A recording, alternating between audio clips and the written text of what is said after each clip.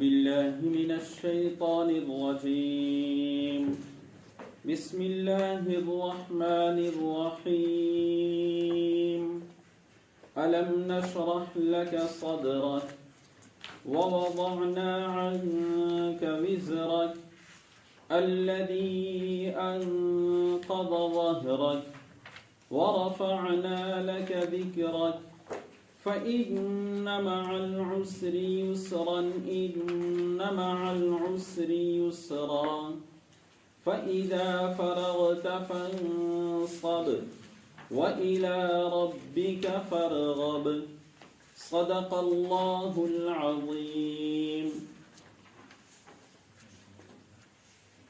گزشتہ ہم نے سورہ ضحیٰ کا ترجمہ اور تفسیر پڑھا تھا، اور آج سورہ ضحیٰ کے بعد سورہ الم نشرح کا ترجمہ اور تفسیر پیش ہوگا۔ سورہ ضحیٰ کے اندر نبی کریم صلی اللہ علیہ وسلم کو تسلی دی گئی تھی، اور کفار مکہ نے جو اعتراض کیا تھا کہ معاذ اللہ نبی کریم صلی اللہ علیہ وسلم سے اللہ تعالی ناراض ہو گئے ہیں، اس لیے آپ کے اوپر وحی نہیں آ رہی ہے، تو اللہ تبارک و تعالی نے سورہ ضحیٰ کے اندر آپ صلی اللہ علیہ وسلم کو تسلی دی کہ جس طریقے سے سورج کے طلوع کے بعد رات آتی ہے اور رات کی تاریکی چھا جاتی ہے، تو پھر اس کے بعد صبح کا طلوع ہونا یقینی ہے۔ رات نہیں رہے گی، بلکہ ایک وقت آئے گا کہ رات ختم ہو جائے گی اور پھر صبح طلوع ہوگی۔ تو اسی طریقے سے وقتی طور پر اگر وحی نہیں آئی ہے تو اس کا مطلب یہ نہیں کہ اللہ تبارک و تعالی آپ سے ناراض ہو گئے ہیں، بلکہ اللہ تبارک و تعالی آپ سے راضی ہیں، اور اللہ تبارک و تعالی آپ کو اتنا دیں گے کہ آپ خوش ہو جائیں گے۔ چنانچہ اس کے بعد وحی کا سلسلہ شروع ہو گیا، اور اس سورہ کے اندر بھی نبی کریم صلی اللہ علیہ وسلم کو تسلی دی گئی ہے۔ چنانچہ پہلے آپ ترجمہ دیکھ لیجئے، پھر اس کے بعد ہم خلاصہ تفسیر پیش کریں گے۔ الم نشرح لک صدرک، الم نشرح کیا ہم نے نہیں کھولا، حمزہ استفہام کے لیے ہے۔ لم نشرح کیا ہم نے نہیں کھولا، لم نہیں، نشرح کھولا، لکا آپ کے لیے، صدرکا آپ کا سینہ، کیا ہم نے آپ کے لیے آپ کا سینہ نہیں کھولا؟ یہ استفہام بمعنی تقریر ہے، یعنی کھول دیا، آپ کی خاطر آپ کا سینہ کھول دیا۔ جیسا کہ عام زبان میں کہا جاتا ہے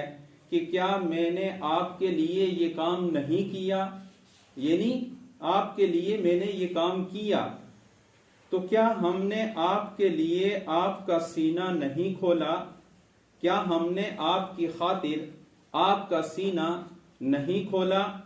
نشرح یہ متکلم کا صیغہ ہے، اس کا مطلب ہے کھولنا۔ کھولنے کا مطلب یہ ہے کہ اللہ تبارک و تعالی نے حق کو قبول کرنے کے لیے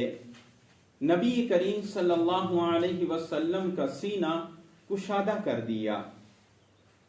وَوَضَعْنَا عَنْكَ وِزْرَكَ، وَوَضَعْنَا اور ہم نے اتار دیا، ہم نے ہٹا دیا، عَنْكَ آپ سے، عَنْكَ آپ سے، وِزْرَكَ آپ کا بوجھ، اور ہم نے آپ سے آپ کا بوجھ اتار دیا، آپ کا بوجھ ہٹا دیا۔ ہم نے آپ سے آپ کا بوجھ ہٹا دیا۔ وزرن کہتے ہیں بوجھ کو، اور عربی میں بوجھ کے لیے ایک اور لفظ آتا ہے حملن۔ دونوں میں فرق یہ ہے کہ حملن اس بوجھ کو کہا جاتا ہے جس کو آدمی آسانی کے ساتھ اٹھا لے، اور وزرن اس بوجھ کو کہا جاتا ہے جس کو اٹھانا دشوار ہو، جس کو آسانی کے ساتھ اٹھایا نہ جا سکے۔ ووضعنا اور ہم نے ہٹا دیا، اتار دیا، عن کا آپ سے، وزرا کا آپ کا بوجھ، الذی جس نے، انقض توڑ رکھی تھی، ظہرا کا آپ کی پشت، آپ کی کمر، ہم نے آپ سے آپ کا وہ بوجھ اتار دیا جس نے آپ کی کمر توڑ رکھی تھی، الذی انقض ظہرک جس نے آپ کی کمر توڑ رکھی تھی، الذی جس نے، انقض نقیض کہتے ہیں توڑنے کو، سمجھ لیں توڑنے کے لیے اور بھی مختلف الفاظ استعمال ہوتے ہیں۔ آپ کسی لکڑی کے اوپر چڑھیں اور وہ لکڑی آپ کا بوجھ نہ اٹھا سکے اور اس کے ٹوٹنے کی جو آواز آتی ہے اس کو نقیض کہتے ہیں۔ یا پھر اونٹ کے اوپر اتنا بوجھ لاد دیا جائے جس کو لے کر چلنا اس کے لیے دشوار ہو جائے تو اس چلنے کی آواز کو نقیض کہتے ہیں۔ الذی انقض ظہرک جس نے آپ کی کمر توڑ رکھی تھی، یعنی اتنا سخت بوجھ تھا کہ جس کا بار اور وزن آپ محسوس کر رہے تھے، الذی جس نے، انقض توڑ رکھی تھی، ظہرا کا آپ کی کمر، ظہرن کہتے ہیں کمر کو، پشت کو، جس نے آپ کی کمر، آپ کی پشت توڑ رکھی تھی۔ اس کا مطلب کیا ہے؟ مفسرین نے لکھا ہے کہ نبی کریم صلی اللہ علیہ وسلم کو جب نبوت عطا کی گئی اس وقت آپ صلی اللہ علیہ وسلم بہت زیادہ بوجھ محسوس کر رہے تھے اور آپ کی طبیعت بہت زیادہ بوجھل تھی، چنانچہ ابتدائی دنوں کے بعد اللہ تبارک و تعالی نے آپ کو تسلی دی، آپ کو وہ حوصلہ اور وہ قوت عطا کی کہ جس کی وجہ سے آپ صلی اللہ علیہ وسلم نے ایسے مشکل کام آسان کر دیے جو عام آدمی کے بس میں نہیں تھے۔ اللہ تبارک و تعالی نے اسی نعمت کو بیان کیا ہے کہ جس بوجھ کی وجہ سے آپ اپنے آپ کو بوجھل محسوس کر رہے تھے، ہم نے وہ بوجھ آپ سے اتار دیا۔ وَرَفَعْنَا لَكَ ذِكْرَكَ اور ہم نے بلند کیا، رفعنا بلند کرنا، اونچا کرنا، اٹھانا، ورفعنا اور ہم نے بلند کیا، لکا آپ کے لیے، ذکرکا آپ کا ذکر، آپ کا تذکرہ، آپ کی شان، اور ہم نے آپ کے لیے آپ کی شان کو، آپ کے تذکرے کو بلند کر دیا۔ چنانچہ آپ نے دیکھا ہوگا کہ نبی کریم صلی اللہ علیہ وسلم کا اسم مبارک یہ اللہ تبارک و تعالی کے مقدس نام کے ساتھ جڑا ہوا ہے۔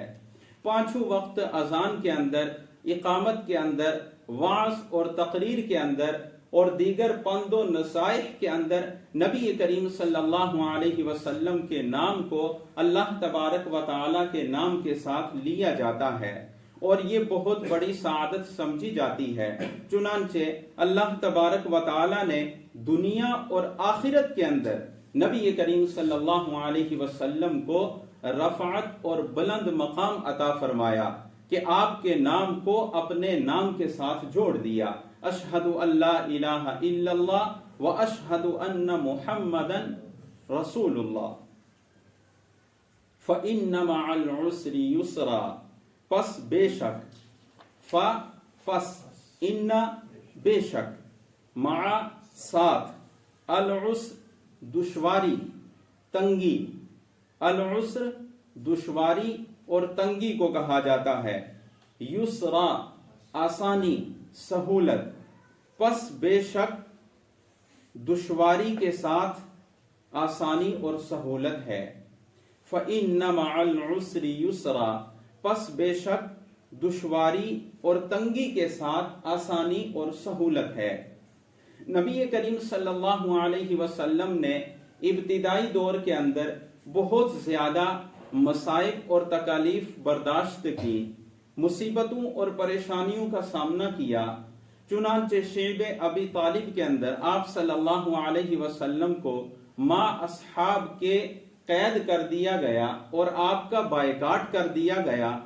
اور اسی طریقے سے مکہ والوں نے آپ صلی اللہ علیہ وسلم کے اوپر اور آپ کے اصحاب کے اوپر ابتدائی دنوں کے اندر بہت زیادہ تکلیفیں اور مصیبتیں جھیلنا پڑی اور بہت زیادہ مظالم ڈھائے۔ چنانچہ اس کے بعد اللہ تبارک و تعالی نے آپ صلی اللہ علیہ وسلم اور صحابہ کے لیے آسانی کا وہ راستہ نکالا کہ اسلام چہار دانگے عالم کے اندر پھیل گیا، اور صحابہ کرام نے نبی کریم صلی اللہ علیہ وسلم کی معیت میں وہ مارکے سر کیے اور وہ میدان فتح کیے کہ اللہ تبارک و تعالی نے آپ کو تمام مشکلات اور پریشانیوں سے چھٹکارا دے دیا۔ فَإِنَّ مَعَ الْعُسْرِ يُسْرًا، پس بے شک مصیبت کے ساتھ، دشواری کے ساتھ، تنگی کے ساتھ آسانی ہے۔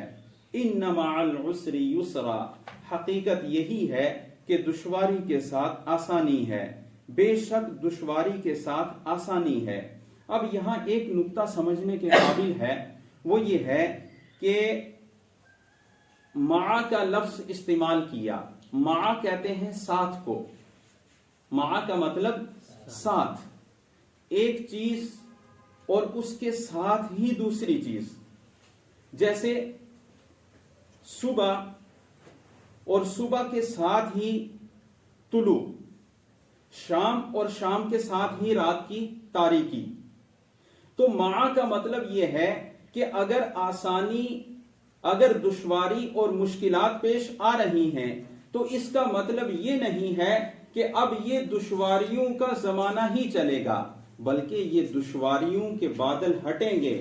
یہ مظالم کے بادل چھٹیں گے، اور پھر اس کے بعد اللہ تبارک و تعالی کی طرف سے آسانی اور سہولت آئے گی۔ یہ نبی کریم صلی اللہ علیہ وسلم کو تسلی ہے، اور عام انسانوں کو بھی اللہ تبارک و تعالی نے یہ بتلا دیا کہ اگر دنیا کے اندر مصیبتیں اور پریشانیاں آ جائیں تو اس کا مطلب ہرگز یہ نہیں ہے کہ اب مصیبتوں اور پریشانیوں کا دور طویل ہے، بلکہ یہ مصیبتیں اور پریشانیاں ختم ہو جائیں گی اور ان کے بالکل ساتھ ہی آسانی اور سہولت کا زمانہ آنے والا ہے۔ اس لیے مصیبتوں اور پریشانیوں کے اوپر صبر کرنا چاہیے اور صبر کے ساتھ مصیبتوں کو برداشت کرنا چاہیے، تو انشاءاللہ اللہ تبارک و تعالی مصیبتوں کے ساتھ ہی آسانی اور سہولت کے دروازے کھول دیتا ہے۔ فَإِذَا فَرَغْتَ فَانْصَبْ، پس جب فرغت آپ فارغ ہو جائیں، فَإِذَا پس جب فرغت آپ فارغ ہو جائیں، آپ فارغ ہوں، فَانْصَبْ تو محنت کریں۔ یعنی نبی کریم صلی اللہ علیہ وسلم کو خطاب ہے کہ جب دعوت حق سے اور پیغام رسالت سے آپ فارغ ہو جائیں تو اس کے بعد آپ اللہ تبارک و تعالی کی عبادت کے اندر اپنے آپ کو مکمل طور پر لگا دیں، اتنا لگا دیں کہ آپ کا بدن تھکاوٹ محسوس کرے۔ فَانْصَبْ تو آپ محنت کریں۔ نصبن کہتے ہیں تھکاوٹ کو، تھکان کو، کہ آدمی کام کرتے کرتے تھک جائے اور اس کا بدن تھکان محسوس کرنے لگے، اس کو کہتے ہیں نصبن۔ تو نبی کریم صلی اللہ علیہ وسلم کی چونکہ کوشش ہر دعوت حق کے لیے ہوتی تھی، آپ صلی اللہ علیہ وسلم کا جہاد، آپ صلی اللہ علیہ وسلم کی حکمرانی، آپ صلی اللہ علیہ وسلم کا ہر کام یہ دعوت حق اور اعلاء کلمت اللہ کے لیے تھا، اور یہ بھی دین کا کام ہے۔ اس کے باوجود اللہ تبارک و تعالی نے فرمایا فَإِذَا فَرَغْتَ کہ جب آپ دعوت حق سے فارغ ہو جائیں، جب آپ رسالت کے پیغام کو پہنچا کر فارغ ہو جائیں، تو پھر کچھ وقت نکال لیں اور اس وقت کے اندر اللہ تبارک و تعالی کی اطاعت اور عبادت اتنی کریں کہ آپ کا بدن تھکاوٹ محسوس کرنے لگے۔ چنانچہ نبی کریم صلی اللہ علیہ وسلم نوافل کے اندر اتنی زیادہ طویل قرات فرماتے تھے کہ حتیٰ تورمت قدماہ، کہ آپ صلی اللہ علیہ وسلم کے قدم مبارک کے اوپر ورم اور سوجن آ جاتی تھی۔ اتنا نفلی عبادات کے اندر اپنے بدن کو تھکاتے تھے۔ فَإِذَا فَرَغْتَ، پس جب آپ فارغ ہو جائیں، فَانْصَبْ، تو محنت کریں، اللہ تبارک و تعالی کی عبادت کے اندر اپنے آپ کو تھکا دیں۔ وَإِلَىٰ رَبِّكَ، اور اپنے رب کی طرف اور اپنے پروردگار کی طرف۔ ربن کا مطلب پروردگار، پالنہار، اور اپنے پروردگار کی طرف فرغب، رغبت کریں، یعنی اللہ تبارک و تعالی سے لو لگائیں اور اللہ تبارک و تعالی سے دل لگائیں۔ اب خلاصہ تفسیر سمجھ لیں۔ نبی کریم صلی اللہ علیہ وسلم کو اس سورہ کے اندر تسلی دی گئی ہے اور آپ صلی اللہ علیہ وسلم کو یہ بشارت دی گئی ہے کہ قبول حق کے لیے اور اللہ تبارک و تعالی نے آپ کو جو پیغام دے کر بھیجا ہے اس پیغام کے لیے ہم نے آپ کے سینے کو کھول دیا اور آپ کے سینے کو وسیع اور کشادہ کر دیا۔ چنانچہ اللہ تبارک و تعالی نے دوسرے موقع کے اوپر ارشاد فرمایا، افمن یرید اللہ ان یہدیہ یشرح صدرہ للاسلام، افمن یرید اللہ ان یہدیہ یشرح صدرہ للاسلام۔ شرح صدر کا مطلب یہ ہے کہ اللہ تبارک و تعالی جس کو ہدایت دینا چاہتے ہیں تو اس کا سینہ اسلام اور ایمان کے لیے کھول دیتے ہیں، سینے کے اندر وسعت پیدا کر دیتے ہیں، اور اس کا سینہ یہ قبول حق کے لیے اور اسلامی تعلیمات کو قبول کرنے کے لیے اور نبی کریم صلی اللہ علیہ وسلم کی شریعت مطہرہ پر عمل کرنے کے لیے وسیع اور کشادہ ہو جاتا ہے۔ چنانچہ حضرت موسیٰ علیہ السلام نے اللہ تبارک و تعالی سے دعا کی جب وہ فرعون کو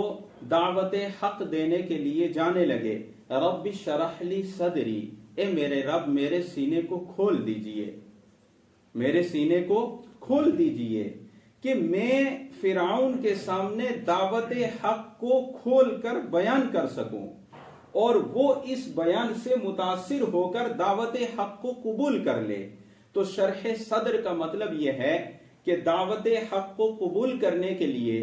اور اللہ تبارک و تعالی نے آپ کو جو پیغام رسالت دیا ہے اس پیغام رسالت کو دوسروں تک پہنچانے کے لیے آپ کے سینے کو اللہ نے کھول دیا ہے، اور جس طریقے سے اللہ نے آپ کا سینہ مبارک کھول دیا اسی طریقے سے آپ کی شریعت کو بھی عام اور تام کر دیا۔ چنانچہ قیامت تک آنے والے انسانوں کے لیے نبی کریم صلی اللہ علیہ وسلم کی شریعت کو نمونہ اور اسوہ بنا دیا۔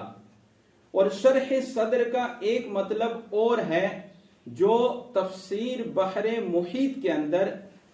امام مسلم نے حضرت انس رضی اللہ تعالی عنہ کی روایت سے نقل کیا ہے،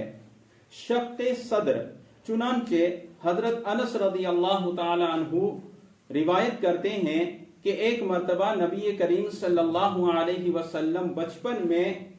چند بچوں کے ساتھ کھیل رہے تھے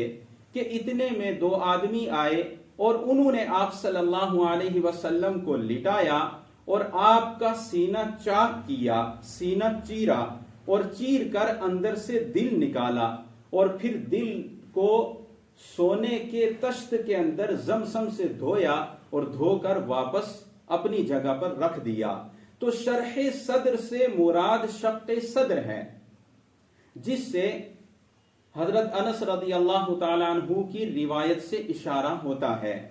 حضرت انس رضی اللہ تعالی عنہ آپ صلی اللہ علیہ وسلم کی خدمت میں تقریباً 10 سال تک رہے اور آپ کی خدمت کرتے رہے۔ وہ فرماتے ہیں کہ میں نے شق صدر کے نشانات کو آپ صلی اللہ علیہ وسلم کے سینے پر دیکھا تھا۔ وَوَضَعْنَا عَنْكَ وِزْرَكَ، ان آیات کے اندر اللہ تبارک و تعالی نے آپ صلی اللہ علیہ وسلم کو تسلی دیتے ہوئے اور آپ کا حوصلہ بڑھاتے ہوئے ارشاد فرمایا کہ ابتدائی ایام کے اندر نبوت ملنے کے بعد آپ کو جو دشواری اور مشکلات پیش آئیں، آپ اپنے آپ کو جو بوجھل محسوس کر رہے تھے، چنانچہ روایات میں ہے کہ آپ صلی اللہ علیہ وسلم ایک مرتبہ غار حرا سے واپس آئے اور آپ نے اپنی ازواج سے فرمایا زملونی، کہ میرے اوپر چادر اڑا دو، یعنی آپ اپنے آپ کو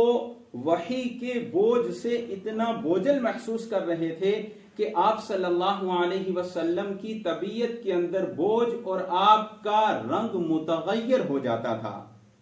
تو اللہ تبارک و تعالی نے تسلی دی اور حوصلہ دیا کہ آپ جو بوجھ محسوس کر رہے تھے، اب وہ بوجھ ہم نے آپ کی پیٹھ سے اتار دیا ہے، اور اب آپ کو وہ حوصلہ دیا ہے، وہ قوت دی ہے جس قوت سے نبی کریم صلی اللہ علیہ وسلم نے وہ مشکل کام کر دکھائے اور وہ میدان سر کیے، اور ان میدانوں کے اندر فتح و نصرت اللہ تبارک و تعالی نے آپ کو عطا فرمائی کہ عام آدمی کے لیے وہ کام کرنے انتہائی مشکل تھے۔ وَرَفَعْنَا لَكَ ذِكْرَكَ، اور آپ صلی اللہ علیہ وسلم کو بشارت اور خوشخبری دی کہ اللہ تبارک و تعالی نے اپنے نام کے ساتھ آپ کے نام کو ہمیشہ کے لیے لگا دیا۔ جب بھی اللہ کا ذکر ہوگا، اللہ کا تذکرہ ہوگا، تو آپ صلی اللہ علیہ وسلم کا تذکرہ بھی ہوگا۔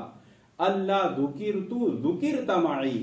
جب اللہ تبارک و تعالی کا ذکر ہوگا، جہاں بھی اللہ کا ذکر ہوگا تو نبی کریم صلی اللہ علیہ وسلم کا تذکرہ بھی ہوگا۔ چنانچہ ہر اذان کے اندر، اقامت کے اندر، وعظ اور تقریر کے اندر نہ صرف آپ صلی اللہ علیہ وسلم کے اسم مبارک کو لیا جاتا ہے، بلکہ اس کو باعث سعادت بھی سمجھا جاتا ہے۔ اور اللہ تبارک و تعالی نے آپ کے اوپر جو مشکلات اور پریشانیاں لائیں، تو یہ مشکلات کا دور طویل نہیں ہے، بلکہ اللہ تبارک و تعالی نے ارشاد فرمایا ان مع العسر یسرا، کہ عن قریب یہ مظالم اور یہ مشکلات اور یہ پریشانیاں ختم ہوں گی، اور ان کے ساتھ ہی اللہ تبارک و تعالی کی طرف سے آسانیاں اور سہولت آئیں گی۔ فَإِذَا فَرَغْتَ فَانْصَبْ، یہ آیت سمجھنے کے قابل ہے، اور اس کے اندر جو نکتہ ہے اس کو سمجھ لیں۔ بعض اوقات یہ ہوتا ہے کہ آدمی دین کے بہت سارے کام کرتا ہے، اور وہ یہ سمجھتا ہے کہ میں جتنے بھی کام کر رہا ہوں، میری جتنی بھی کوشش ہے، یہ ساری کی ساری دین کے لیے ہے، اور یقیناً دین کے لیے بہت ساری کوششیں ہوتی ہیں، لیکن ان کوششوں سے ہٹ کر ایک وقت صرف اور صرف اللہ کی عبادت کے لیے ایسا فارغ کرنا چاہیے کہ جس کے اندر سوائے اللہ کی عبادت کے اور کوئی کام نہ ہو۔ فَإِذَا فَرَغْتَ فَانْصَبْ، چنانچہ آپ کو خطاب ہے جب آپ فارغ ہوں۔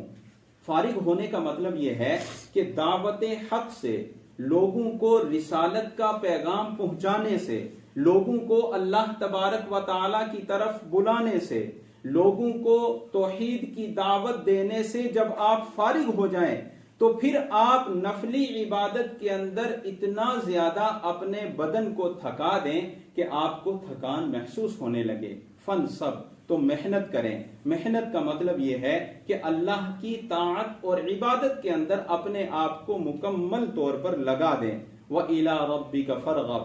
اور دنیا مد نظر نہیں ہونی چاہیے۔ آپ اپنے رب کی طرف راغب ہوں، آپ اپنے رب کی طرف متوجہ ہو جائیں، آپ اپنے رب سے دل لگا لیں، آپ اپنے رب سے لو لگا لیں، اور دنیا آپ کے مد نظر نہ ہو، بلکہ مطمح نظر ہمیشہ اللہ تبارک و تعالی کی ذات ہو، اور ہر کام اور ہر کوشش کا مقصد اللہ تبارک و تعالی کی رضا اور خوشنودی ہو۔ چنانچہ اللہ تبارک و تعالی ہمیں زیادہ سے زیادہ عبادات کا اہتمام کرنے کی توفیق عطا فرمائے. آمین. وآخر دعوانا ان الحمد للہ رب العالمین.